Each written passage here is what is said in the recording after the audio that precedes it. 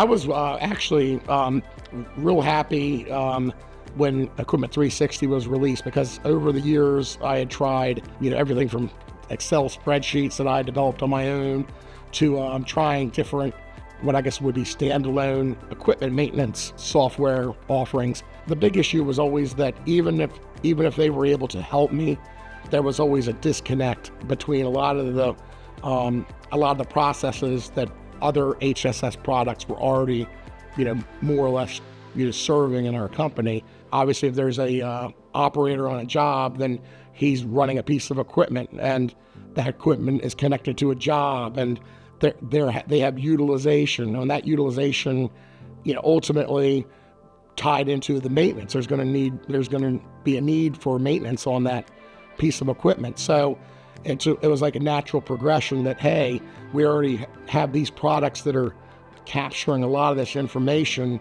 It would be helpful for us to be able to take this information and put it in a maintenance package. And that's exactly what Equipment 360 was, and enabled us to move away from independent software, maintenance software, and capture a lot of like the processes of trying to collect meter readings or job locations or utilization was now coming into E360 through the other products. And that's one of the great things I've always really appreciated about HCSS products is there's always, I think, the forward thinking that ultimately all these different products have some sort of relationship with the other product.